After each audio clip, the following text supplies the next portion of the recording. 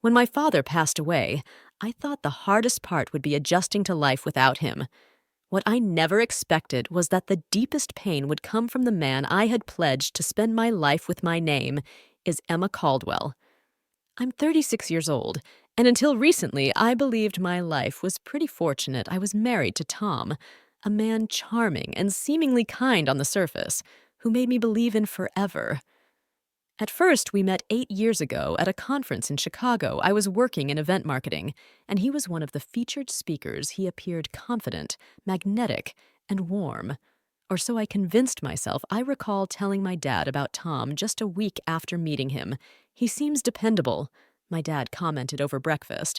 But then he warned me, "Emma, keep in mind, some people glow under the spotlight but fade in everyday life."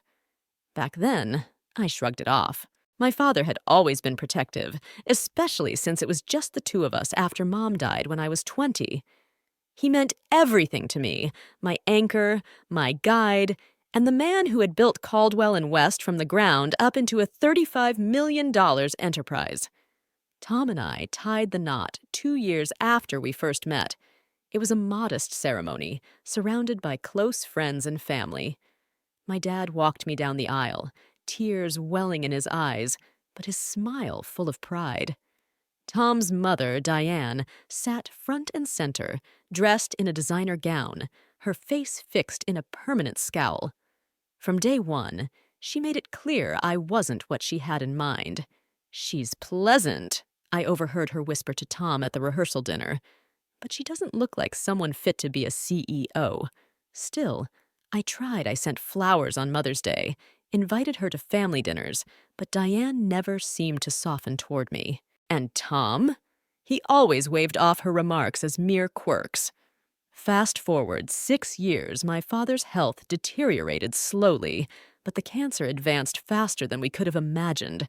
He passed away peacefully in his sleep just 4 months after being diagnosed. The devastation was overwhelming. Not only had I lost my only parent, but I hadn't been given any time to brace myself. The funeral was understated and elegant, exactly what he would have wanted. Tom lent a hand, but appeared more distracted than truly mourning. Diane arrived late, sunglasses masking her eyes, and left well before the service ended. The day after the funeral, I got a call from my father's lawyer, requesting a meeting to discuss the estate. I didn't think much of it. I knew Dad had been successful, but had never dug into the details. I assumed there were some properties, a few investments, maybe enough to consider early retirement one day. Instead, I found out my father left everything, the business, the properties, the accounts, entirely to me. After paying taxes, fees, and debts, the estate was valued just over $35 million. I sat frozen, staring at the lawyer, my hands trembling. It felt unreal. That night, I curled up on the couch with the legal documents spread across our coffee table. There was no joy in this inheritance, only a painful reminder that he was truly gone. When Tom arrived home from work, he glanced over the papers and let out a low whistle. "So it's real," he said as he sat beside me.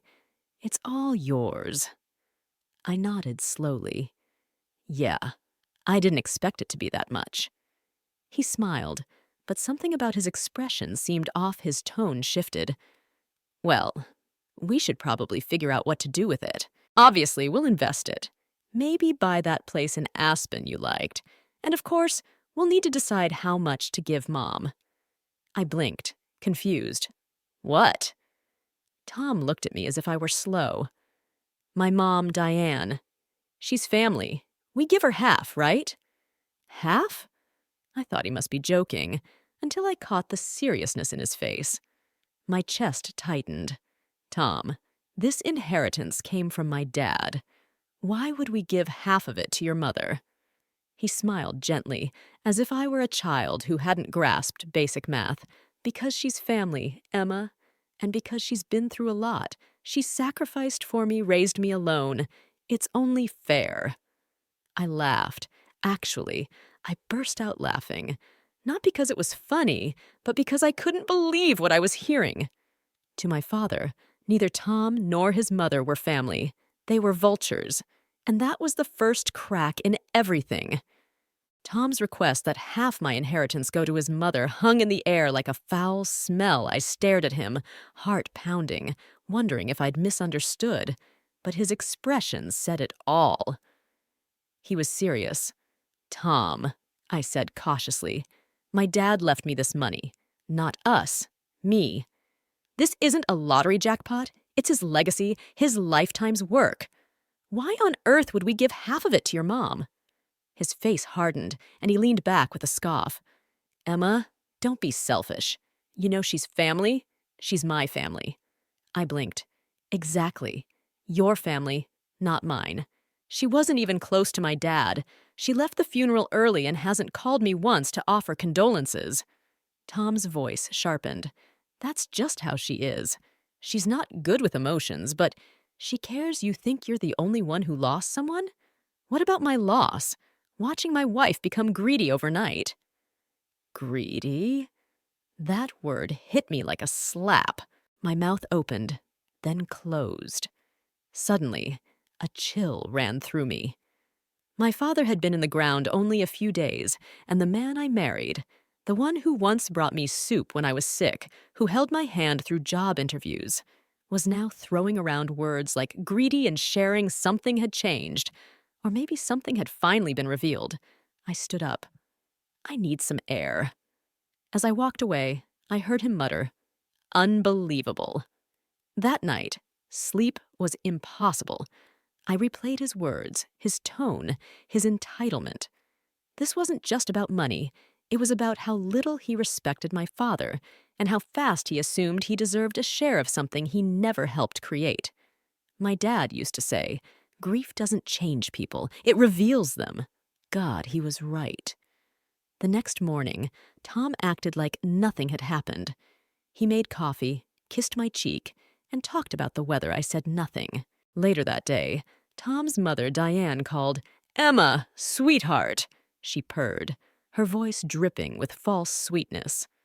"Tom told me the wonderful news. I'm so proud of you. Your father was a smart man." She paused, and I waited, already knowing what was coming. I realized this might be a bit awkward, but since you're coming into all that money, maybe we should sit down and discuss numbers. I have some ideas. Investments, real estate, maybe a new place for myself. Something small and tasteful. I pressed the phone harder against my ear, fighting the urge to explode. "You want to talk numbers, Diane? I lost my father less than a week ago." She clicked her tongue. "Yes, and he would want you to take care of family. That's what good daughters and good wives do." Something inside me snapped. "Diane, with all due respect, you are not my family. You don't deserve a penny of this inheritance. And the fact that you're bringing this up now says everything about your character." Silence followed on the other end. Then came a cold, cutting voice on the other end. "You always thought you were too good for us. Let's see how long you last all alone, sweetheart."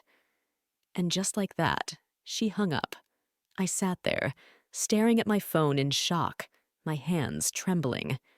By dinner time, Tom had somehow caught wind of the call.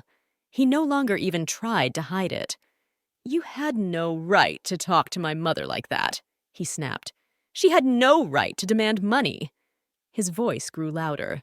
"She's my only family, and I won't let you treat her like dirt just because you came into some sudden cash." I met his gaze without flinching. "Tom, this isn't sudden cash. It's a grave. My father died. And instead of mourning with me, you and your mother are treating it like a payday." He didn't answer. His silence was heavier than any argument. In the days that followed, things only worsened. Diane started dropping by unannounced. Once carrying a binder full of properties she thought we should buy together, another time dragging an interior designer with her. Tom never stopped her. If anything, he encouraged it. "She's just excited," he'd say. Don't be so dramatic. Dramatic? I thought, watching my marriage unravel in slow motion while he called me dramatic. I began locking the office where I kept the legal documents. I changed all my passwords, moved some of the funds into a separate account, and arranged a private meeting with my lawyer. I'm not sure yet, I told him, but I need to know my rights. He nodded thoughtfully. You're not the first person to come in here after an inheritance, but most don't come with security cameras. Cameras? I blinked, puzzled. He leaned in. Install them now, especially if you live with someone who thinks they deserve half of everything. The idea made my skin crawl, but I followed his advice. 2 days later, I caught Diane rifling through my desk drawers. She wasn't looking for stationery. That's when I stopped grieving and started planning. Diane didn't even flinch when I caught her. "Oh, Emma," she said as casually as if she'd only been hunting for a pen. "I was just searching for a notepad. Tom said you keep extras here." Her hand rested casually near the locked drawer holding the inheritance papers. I stood silently in the doorway, steadying my breath. My heart pounded, not with fear, but with anger. "Next time you need something," I said coldly, "just ask." She gave me a smug, tight smile. "Of course, dear." Once she left, I locked the drawer and checked the security footage. There it was, crystal clear. Diane digging through folders, opening envelopes, reading labels. She was searching for something, and I had a sinking feeling I knew exactly what. That night, I confronted Tom. "Your mother was in my office today. She was trying to find the inheritance documents." Tom didn't even blink. "She was curious. It's a lot of money, Emma. People get curious." "She had no right," I shot back. He sighed, rubbing his temples as if I was exhausting him. "You're being paranoid. She didn't steal anything." "She doesn't need to steal," I snapped. "She's trying to manipulate us into giving it to her." Tom stood abruptly. "She's not manipulating anyone. She's trying to help. Honestly, you should be grateful someone's thinking clearly about how to use this money. You're acting like a hoarder." I froze. A hoarder. He took a step back, maybe realizing how far he'd gone. "I didn't mean it like that," he said quickly. "I just meant you're keeping it all to yourself. That's not what families do." Something inside me hardened. "This isn't about family," I said firmly. "It's about greed and control. Since my dad died, you've stopped seeing me as your wife and started seeing me as a wallet." Tom scoffed and stormed out. I didn't follow. I couldn't. I sat on the edge of the bed, heart racing, and cried. Not for my father this time. For myself, because I realized my marriage was over. I just hadn't signed the papers yet. Over the next week, I quietly prepared. I met with a financial advisor and hired a second lawyer, someone who specialized in asset protection and high net worth divorces. I began slowly transferring funds to my personal account, ensuring every move was legally sound and documented. But I didn't stop there. Following my lawyer's advice, I upgraded the security system, installed cameras at every entrance, and hired a private investigator to discreetly dig into Diane's financial background. What he uncovered didn't surprise me. Credit card debt, failed businesses, and a recent attempt to launch a luxury skincare line with zero capital. No wonder she had her claws out. Meanwhile, Tom became distant, then suddenly affectionate. One evening he brought flowers, another he cooked dinner. "I've been thinking," he said as we sat down to eat. "Maybe we got off on the wrong foot. It's been a tough time. Losing your dad, dealing with the inheritance, planning our future." I watched him carefully. He hadn't cooked in over a year. I didn't touch the wine he poured. "So what are you saying?" I asked cautiously. He smiled. "Let's just start fresh. Forget about the money. Let's take a trip. You and me, somewhere nice." I looked at him, realizing what was really happening. This wasn't reconciliation. It was strategy. He was trying to lower my guard with charm and distractions so he could regain control. But it was too late for that. I think I'll pass on the trip, I said politely. Work's been crazy. He didn't argue, but the glint in his eye told me he wasn't giving up. The next morning, I noticed something odd. My laptop had been shifted, just an inch or two. The lid was slightly ajar, and I always closed it completely. I checked the login history. Someone had tried and failed to enter my password twice. The camera light flickered on in the middle of the night. Tom denied everything. Must have been a glitch. He shrugged. I didn't respond. Instead, I changed my passwords again and followed my lawyer's next piece of advice. Gather evidence. Everything. Document every conversation, every suspicious move, every attempt to pressure me into handing over my inheritance. I recorded it all. Because when the time came, I wouldn't just walk away. I'd walk away with proof. And if Tom thought he could fool me, he was about to find out exactly who he married. 3 days after his failed attempt to hack my laptop, Tom dropped the act completely. The mask was off. No more flowers, no fake apologies, no sweet talk to guilt me. He simply lingered, watching, waiting, as if he knew something was slipping through his fingers and he had no idea how to stop it.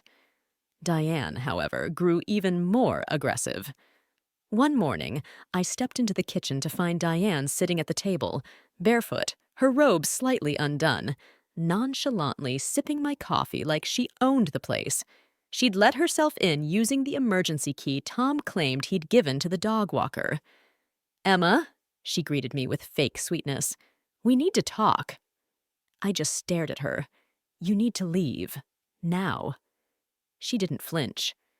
"I'm only here to make sure you're not acting impulsively," she said, her tone syrupy. "You're under a lot of stress, and I'd hate for you to make some financial mistake just because you're grieving." I let out a bitter laugh. "You mean a mistake like refusing to hand over millions to a woman who hasn't worked in 10 years and calls me greedy behind my back?"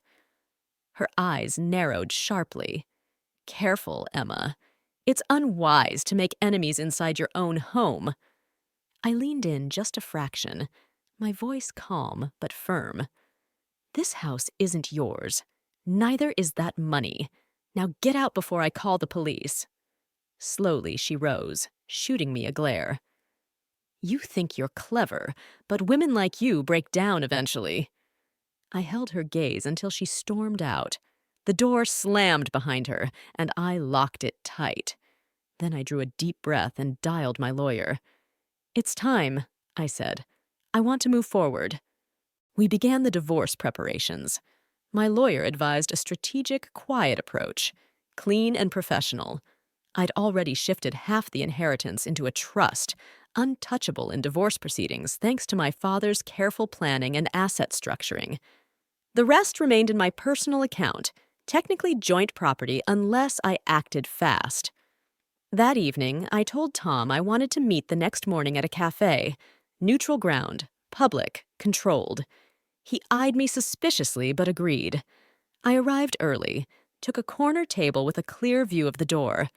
In my bag were the divorce papers and a flash drive filled with evidence, audio recordings, screenshots, even video footage of Diane rifling through my office. Tom arrived 5 minutes late, wearing a forced smile. "Hey, Em," he said casually. "What's this about?" I didn't waste a second. I pulled the envelope from my bag and slid it across the table. "What's this?" he asked. "Divorce papers." His face twitched. He didn't touch the envelope. "Is this some kind of joke?" "No. This is me saying I'm done." He laughed, cold and humorless. "You're serious? Over money?" "No," I said. "Over disrespect. Over betrayal. Over how you treated my father's death like it was your golden ticket." His smile vanished. "I supported you, Emma, for years. I was there when your mom died. I stood by you. And now that you're rich, you want to throw me away." "No," I said steadily. "You threw yourself away the moment you decided your mother deserved more than your wife." He slammed his hand on the table, drawing curious looks from nearby patrons. You think you're clever. You think you can just walk away with everything? We're married. I get half in a divorce. That's the law. I smiled coldly and deliberately. Actually, no. The inheritance is legally separate property. My lawyer confirmed it. My father left it to me alone, and you have no claim to it. Not a penny. His face drained of color. You're bluffing. I placed the flash drive on the table. Every conversation, every lie, every manipulation attempt, all documented. If you push me, I'll make sure the judge sees everything. He stared at it like it was poison. I'm offering you a fair settlement, I said. Take what we legally built together and nothing more, or fight me in court and risk losing even that. Tom leaned back, eyes hollow. You really think you'll win? I already have. He said nothing else. Stood up, took the envelope, and walked away.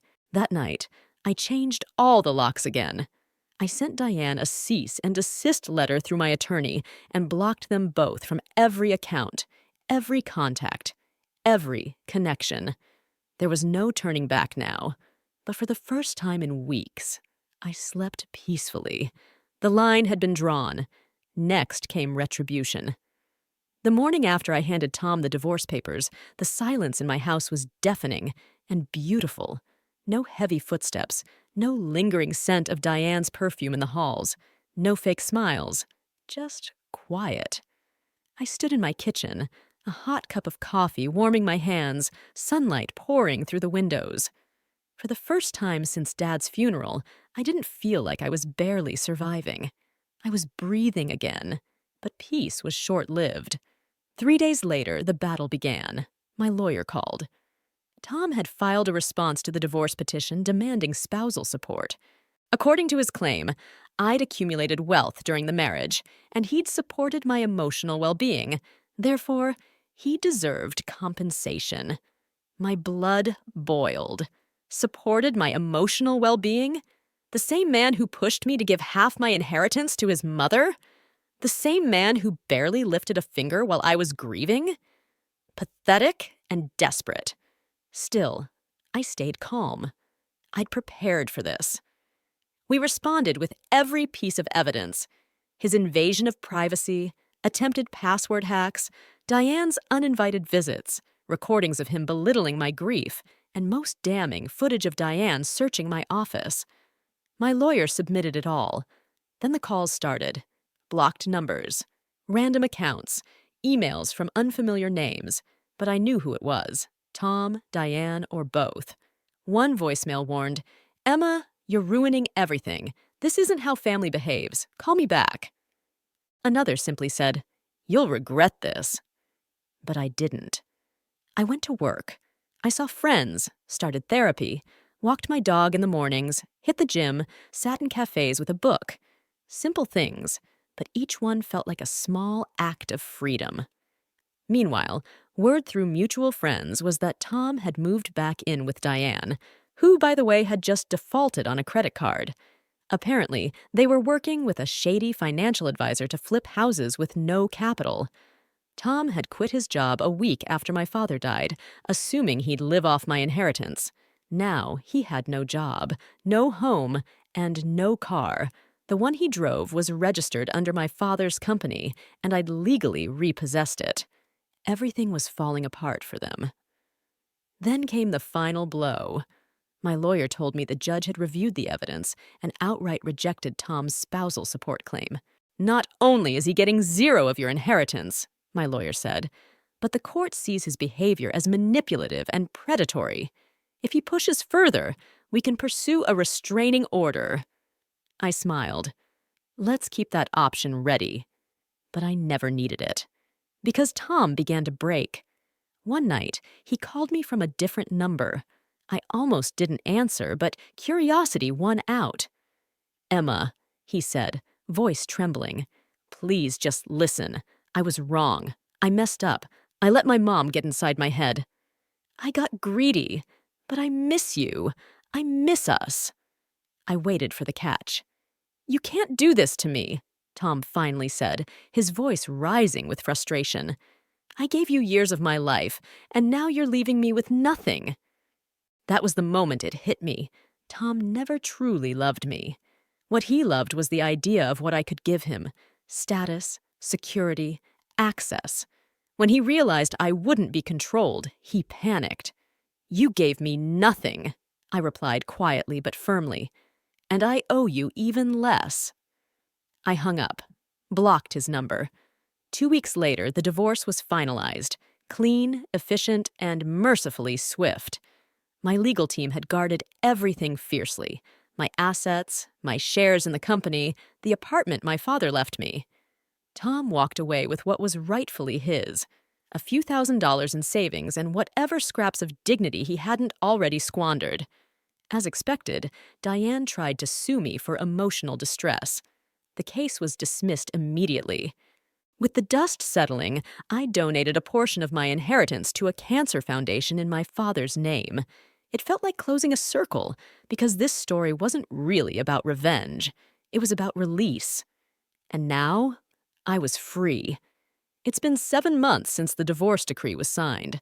7 months since I walked out of that courthouse with a quiet smile that said, "I'm done handing over my peace to those who don't value it."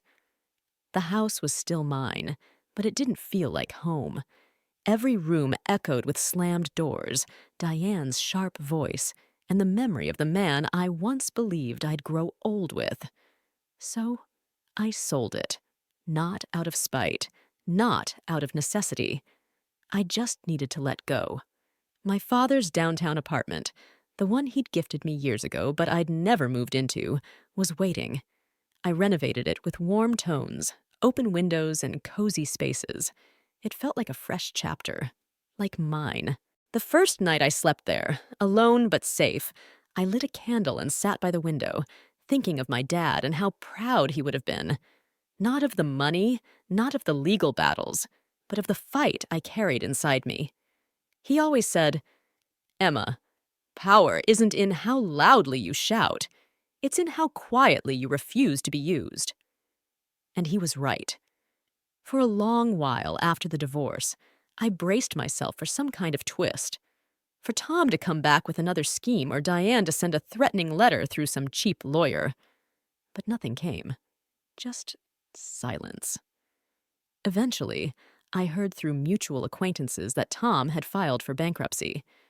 Diane was renting a basement apartment and had vanished from social media. Their little empire of entitlement crumbled under its own weight. And I was rebuilding, not from zero, but from truth. I returned to work with a new clarity. I used part of my inheritance to create a scholarship in my father's name, helping first-generation medical students who wanted to serve underserved communities. My dad always believed in giving back. And even in death, that belief lived on. I also started mentoring young women in business and leadership. So many had endured what I did: financial abuse disguised as support, manipulation dressed up as love. They didn't need rescuing. They just needed to be reminded that they had choices. It's funny, I thought revenge would taste sweet. It didn't.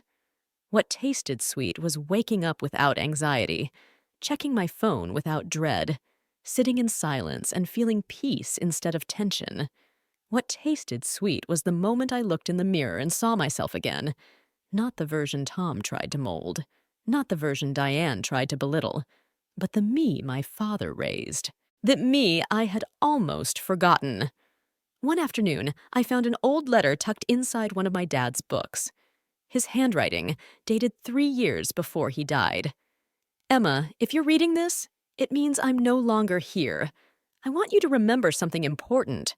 Money reveals people. It doesn't change them. It just makes what's inside a little louder. Never let someone guilt you for having what they think they deserve. Share when it's love. Protect when it's pressure. And if someone ever makes you choose between peace and pleasing them, choose peace every time." I sat with that letter for a long while and cried, not from pain, but relief. Because even in his absence, my father had given me exactly what I needed: a compass, a reminder that I wasn't crazy, that I wasn't wrong, that choosing myself wasn't selfish. Now, when people ask about the divorce, I don't speak of money, manipulation, or betrayal. I tell them this: love without respect is possession. Family without boundaries is chaos. I didn't just survive my marriage, I outgrew it. And the greatest revenge I ever took was healing without needing them to witness it.